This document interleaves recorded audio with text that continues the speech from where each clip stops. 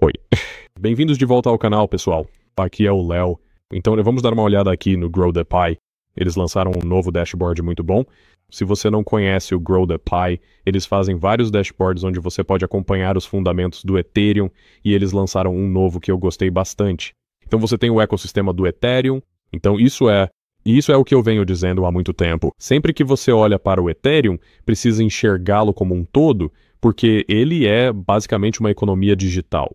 E você tem as Layer 2s que fazem parte do ecossistema do Ethereum.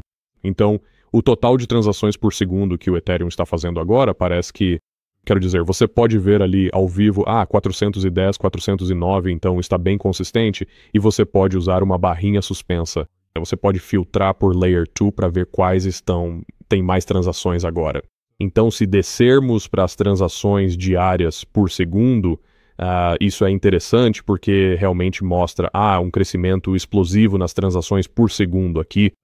Isso vai mostrar a média desde a sua criação lá em 2015, e você pode ver como está formando esse gráfico em formato de taco de hóquei, onde as transações por segundo estão disparando. Agora, é importante ter em mente que, embora as transações por segundo mostrem o crescimento do ecossistema, algo realmente importante de se observar seria a quantidade de valor que está sendo protegida na blockchain. Para mim, uma das melhores maneiras porque isso mostra que valor do mundo real está confiando no ecossistema para ser armazenado na blockchain. Então também podemos dar uma olhada no suprimento de stablecoins. O suprimento de stablecoins está explodindo. Você pode ver, as receitas das aplicações mostrando 26 milhões neste momento. Então este é um painel realmente valioso. E as pessoas falam sobre o Ethereum ser realmente caro, então você sabe, é muito fácil refutar isso vindo aqui. Você pode olhar a taxa média da camada 2. É basicamente de graça. Estamos falando de 1/10 ou 1. Então parece que nem mesmo é 1/10 de centavo agora. Então, quero dizer, é basicamente de graça, basicamente gratuito para usar nas camadas 2 do Ethereum. E até mesmo na camada 1 do Ethereum, parece que a taxa média de transferência agora é de apenas $1,40. Então, e vamos também lembrar que estamos vendo realmente muita atividade de negociação acontecendo agora. Então, estamos no meio de um Golden Cross ocorrendo no Ethereum. Então, as taxas estão um pouco mais altas do que normalmente estariam. Mas mesmo assim, sabe, se você está usando as camadas 2 aqui, é baratíssimo de usar. E parece que eles também adicionaram esta página de aplicações ao painel deles. E você pode rolar para baixo aqui. Você pode ver os aplicativos mais bem classificados. Então podemos dar uma olhada na Circle. Então você sabe, todo mundo tem falado sobre a Circle, como eles tiveram um IPO extremamente bem sucedido. E podemos ver que a contagem de transações na Circle agora parece estar em 3.500.000. Então isso só tende a explodir com a aprovação do Genius Bill na próxima semana e, com sorte, a aprovação do Clarity Act. Então vai ser uma semana monumental para o Ethereum na próxima semana. Isso é meio que o aquecimento, por assim dizer. Isso é todo mundo se preparando para o verdadeiro show começar, porque é na próxima semana que as leis sobre stablecoins entram em vigor. Então quando isso acontecer, eu realmente espero que vejamos o fornecimento de stablecoins começar a disparar. Vamos ver muito mais empresas surgindo e dizendo, estamos lançando este produto de stablecoin no Ethereum. Então, realmente, tempos muito, muito empolgantes. Agora, eu fiz uma thread sobre um relatório que a Fidelity publicou, e a Fidelity basicamente, e essa é uma das analogias que uso há muito tempo, o Ethereum é uma economia digital. Você tem que olhar para a economia inteira. Você não pode olhar para ela em pequenos fragmentos. Então, a Fidelity acabou de divulgar o relatório. Eles estão basicamente dizendo que o ETH não é uma ação de tecnologia como muitos desses caras de receita gostam de falar. É uma economia digital com seu próprio PIB, política monetária e demanda por ativos. Então vamos lá, vamos mergulhar aqui e ver, passar pelos principais pontos. Então você sabe, obviamente, muita coisa aqui não vai ser citada palavra por palavra. Isso é eu tendo lido e então, meio que a minha interpretação do que eles estão dizendo. Mas eu tenho algumas citações. Então, ETH não é opcional, é obrigatório. Toda transação, contrato inteligente e produto no Ethereum deve pagar taxas em ETH. Isso cria uma demanda estrutural e inevitável pelo ETH como ativo. Não é especulação. É oxigênio econômico. O PIB do Ethereum está explodindo. A Fidelity acompanha isso como uma economia real.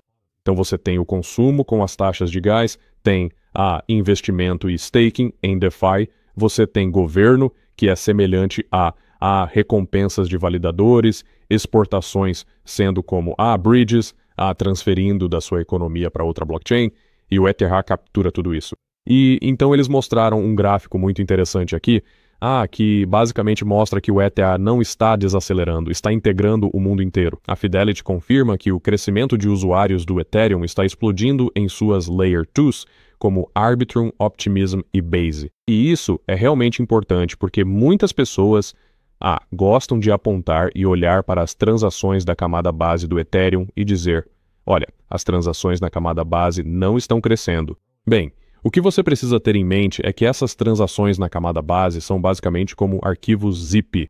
Elas são comprimidas, elas são agrupadas. Você sabe, esse é todo o propósito de um roll-up de Layer 2. Essas transações acabam sendo agrupadas, comprimidas e liquidadas. Elas chegam à liquidação final na camada base do Ethereum, então você precisa ter isso em mente. É por isso que você tem que olhar para isso como uma economia, porque tudo o que está acontecendo nas Layer 2s do Ethereum está acontecendo na camada base, só que em uma forma comprimida. E é por isso que eu digo, transações por segundo não importam tanto assim, porque se você faz um quadrilhão de transações de poeira, por exemplo, digamos que você cria um jogo, certo? Bem, e você está fazendo muitas pequenas transações do jogo, digamos que cada movimento ou cada tiro disparado é uma transação on-chain. Bem, quanto essa transação on-chain realmente vale? Sabe o que quero dizer? Então, é bom ver o crescimento das transações, mas isso não é tudo, não é o fim de tudo para uma economia. Muito disso tem a ver com o valor que é garantido pela economia. Mas podemos dar uma olhada aqui no gráfico e você pode ver que os endereços ativos diários estão absolutamente explodindo no Ethereum. Então, o ecossistema só vai acelerar assim que tivermos clareza por parte dos reguladores. Isso vai ser o sinal verde para que as finanças tradicionais realmente abracem e adotem totalmente isso. Então, o espaço em bloco é dinheiro. A Fidelity mostra que as taxas do Ethereum são impulsionadas por demanda real. Então, basicamente, eles fazem aqui uma análise da economia do Ethereum e dos diferentes setores dela. Por exemplo, como na nossa economia, você tem a economia dos carros, o mercado ali. É isso que eles realmente chamam de mercados. Então, você tem o mercado de carros, tem o mercado imobiliário, tem os mercados de petróleo. Então, dê uma olhada aqui no Ethereum. 47% disso é composto por finanças, então isso vai incluir stablecoins, qualquer coisa relacionada a finanças, ativos do mundo real sendo tokenizados. Depois você tem o comércio, que representa cerca de 25%. Não tenho certeza do que é esse outros, mas eles colocaram 22% ali, e depois tem 6% para artes e entretenimento. Então você pode ver que o Ethereum está desenvolvendo uma economia bem diversificada, não depende exclusivamente das finanças, embora o setor financeiro esteja prestes a explodir. E então eles fizeram aqui uma pequena análise, meio que comparando, em que categoria o PIB e a economia do Ethereum se encaixam. Então temos o consumo, que é definido por eles como as taxas capturadas pelos protocolos, então isso vai ser como taxas de gás, receita de aplicativos, vendas de NFTs, coisas desse tipo. E aí eles fazem uma relação com o governo, então capturam os gastos da Fundação Ethereum, como subsídios, orçamento de segurança, esse tipo de coisa. E então temos o investimento, que eles veem como uma mudança na quantidade de ativos em staking, uma mudança na quantidade de liquidez dentro dos pools de liquidez. E aí eles falam sobre exportações líquidas, que basicamente seriam como se você tivesse ativos na economia do Ethereum e quisesse exportar para outra blockchain. Isso seria como outra economia para a qual eles estão sendo exportados. Então o ETH é a moeda de reserva para a economia digital, que é o Ethereum, o ecossistema Ethereum. Podemos ver aqui, parece que 74% de todas as negociações em DEX acontecem no Ethereum e utilizam ETH. O ETH é o principal colateral nos empréstimos DeFi. Até mesmo stablecoins como a DAI são lastreadas em ETH. Então, métricas realmente interessantes aqui que eles estão comentando, e isso só mostra o valor do ETH como ativo. Muita gente gosta de... Existe esse food circulando de que, o Ethereum pode ter sucesso sem o ETH. Isso é simplesmente um completo absurdo. Quero dizer, não tem como contornar o ETH. O ETH é o principal colateral dentro da economia do Ethereum. É como dizer que os Estados Unidos podem sobreviver sem o dólar, Isso simplesmente não vai acontecer. A economia precisa de uma moeda para funcionar. E então eles dizem que o ETH é política monetária em código, e nós meio que falamos sobre isso no Etherealize, um relatório de caso otimista do artigo de pesquisa comunitária que já discutimos no canal, que, você sabe, a política monetária do Ethereum está programada no código. Você sabe, você tem uma emissão máxima de 1,51%, e isso é se você tiver 100% do Ethereum em stake, do suprimento de Ethereum sendo colocado em stake. Então, não é como se você pudesse simplesmente mudar todo o código do Ethereum de qualquer jeito. Isso, mudar a política monetária. Essas são coisas sobre as quais toda a comunidade descentralizada do Ethereum teria que chegar a um consenso e determinar que é melhor para a economia do Ethereum fazer isso, muito parecido com uma economia do mundo real, onde o Federal Reserve toma decisões monetárias que vão beneficiar a economia como um todo.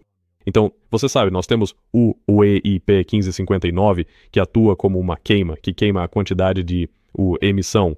Você tem, você tem segurança, que vem da emissão de staking. Então, essencialmente, você paga validadores para proteger a rede. Então, o ETH, nesse caso, é um colateral de segurança para proteger tudo o que é construído dentro da economia do Ethereum. Então, um artigo realmente otimista aqui que eles publicaram. Há alguns outros pontos mais detalhados que podemos abordar, e eu acho que, principalmente, o mais importante aqui é que o ETH não é apenas uma reserva de valor. É uma reserva de valor que protege todo o ecossistema DeFi. Ele garante as stablecoins, ele gera rendimento, ele é queimado conforme a demanda. Ele basicamente protege toda a economia do Ethereum. Então, o que isso significa é que sempre que eu falo em economia do Ethereum, à medida que o mundo inteiro reconstrói o que temos atualmente, seja na internet ou fora dela, e tudo isso é reconstruído dentro da economia do Ethereum, do ecossistema Ethereum, o que você vai ver é o ETH, o ativo subjacente, se tornar extremamente valioso, já que todos os ativos do mundo, todas as escrituras de imóveis que se estima valerem cerca de 600 trilhões de dólares, todas essas ações títulos, 100 trilhões de dólares cada, praticamente todo ativo que possui direitos de propriedade, até mesmo direitos de propriedade intelectual, serão tokenizados e protegidos pelo ETH como ativo. Então acho que isso basicamente encerra o vídeo de hoje. Se você tiver alguma dúvida, deixe nos comentários aqui embaixo e eu te vejo no próximo vídeo.